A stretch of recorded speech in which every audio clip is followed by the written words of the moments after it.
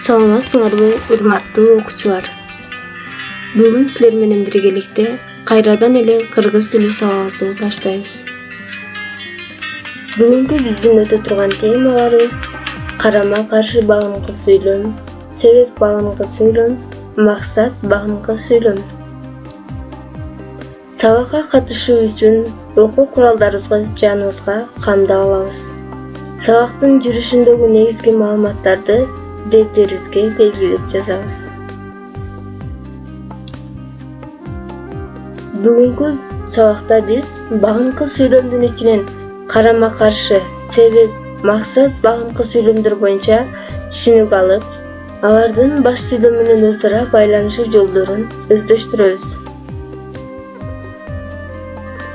Алгач өтүлгөн темаларды эске салып алсак. Биринчи суроо: ынтымак болбой эл болбойт. Бул багынкы сүйлөмдүн кайсы түрү?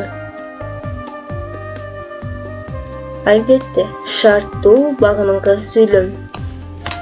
Экинчи суроо: мезгил багынкы сүйлөмдүн баш сүйлөм менен байланышуу жолдорун атагыла. Биринчи, ган формасындагы атоочтук мүчө жана алар менен биргеликте жөндөмө жандооштордун айкашып келиши. Экинчи, а, ы, канча, кыча, майынча деген чакчыгы мүчөлөр аркылуу.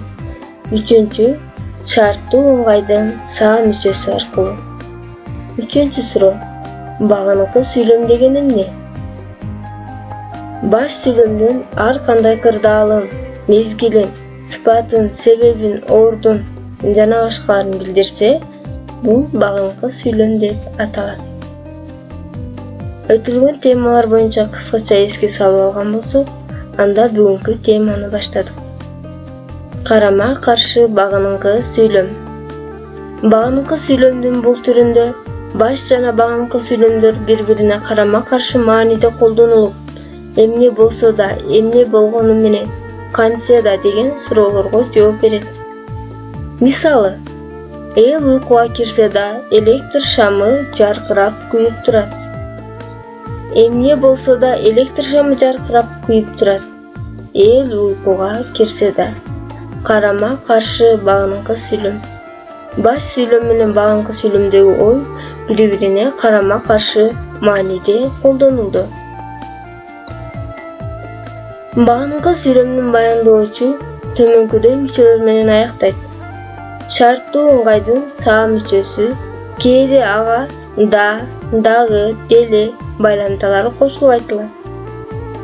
Бекендин сөзү катуу тийсе да, садыр унчукпай тура берди. Бекендин сөзү катуу тийсе да деген багынкы сүйлөмдүн баяндоочу са мүчө менен байламданын кошулуп айтылышы менен байланышты.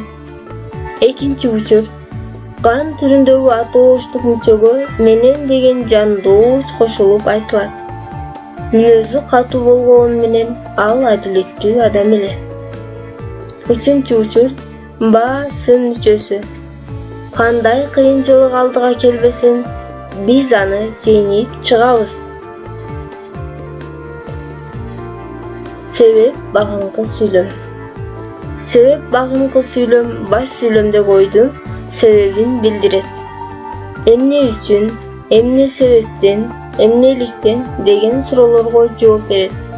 Мисалы, ай жарык тийгендиктен айлана дапдаана көрүнөт. Эмне үчүн айлана дапдаана көрүнөт? Ай жарык тийгендиктен. Себеп багынкы сүйлөм. Себеп багынкы сүйлөмдүн баяндоочу төмөнкүдөй мүчөлөр менен аяктайт. Биринчи учур: атоочтуктун ган мүчөсүнөн дыктан мүчөсү уланат. Кар жаап тургандыктан мал короодон чыккан жок. Экинчи учур: ганы түрүндөгү атоочтуктарга себептүү үчүн жана башка жандооштор кошулуп айтылат.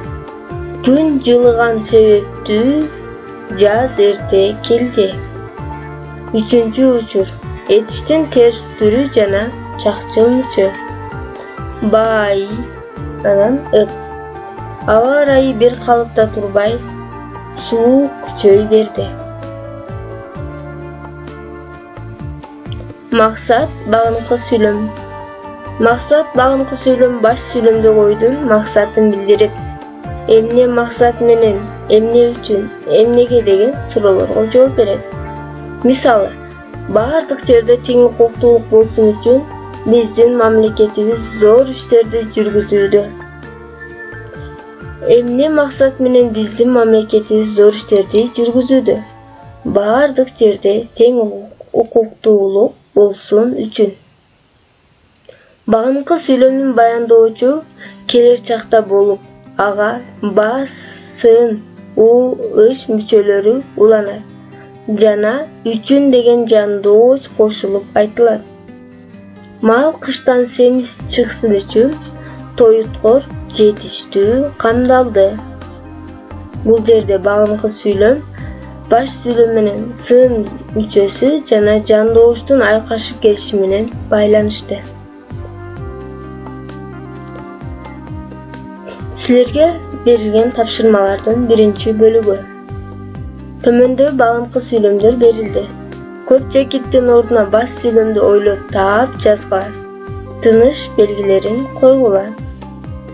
Быйыл кыш катуу болгондуктан, аба ырайы бир калыпта турбай, такшалган мыкты педагог болуш үчүн, иш жемиштүү болсун үчүн, кышында каар калың болгондуктан, эгер мунун чын болсо, канча жаным кыйналса, жол тайгак болгон үчүн. Демек, көп чекиттин ордуна баш сүйлөмдөрдү ойлоп таап жазабызда, тыныш белгилерин коебуз. Тапшырма экинчи бөлүк. Берилген сүйлөмдөрдү көчүрүп жазгыла. Багынкы сүйлөмдүн аныктагыла. Баш сүйлөм менен кандайча байланышканын көрсөткүлө. Калтырылып кеткен тыныш белгилерин койгула. Арзымат бай манаптарды мактап ырдаганы үчүн Токтогул аны жакшы көргөн эмес. Көл бети мелтиреп жаткан үчүн шырп эткен балыктын дабышы алда кайдан угулуп турду. Күлкү түп басылган үчүн үй ичи жымжырт боло түштү. Чоң төрдү булут каптап турганы болбосо, аба ырайында өзгөрүү жок. Атом менен космостун доору болсо да, Дүйшөн сыяктуу биринчи мугалимдер дали биздин катарыбызда. Үлгү. Мисал үчүн бизге мен көзүмдү жумган менен өткөн күндөр көз алдымда тартылып турду деген багынкы байланыштагы татаал сүйлөм берилсин. Эми биз муну талдайбыз. Эмне болгону менен өткөн күндөр көз алдыма тартылып турду? Мен көзүмдү жумган менен. Карама каршы багынкы сүйлөм. Багынкы сүйлөмдүн баяндоочу ган түрүндөгү атооштук мүчөгө менен деген жандооч кошулуп айтылды. Демек, тапшырманын шарты боюнча багынкы сүйлөмдүн кайсы түрү экенин аныктап алат экенбиз жана ал баш сүйлөм менен кандай каражаттар аркылуу байланышкандыгын аныктап, тыныш белгилерин коет экенбиз.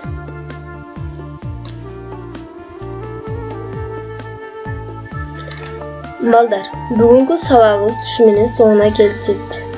Эгерде кандайдыр бир түшүнбөгөн суроолоруңар болсо, бул даректер аркылуу байланышсаңар болот. Сабакка көңүл бурганыңыздар үчүн чоң рахмат. Кайрадан кийинки сабак аркылуу көрүшкөнчө саламатта калгыла.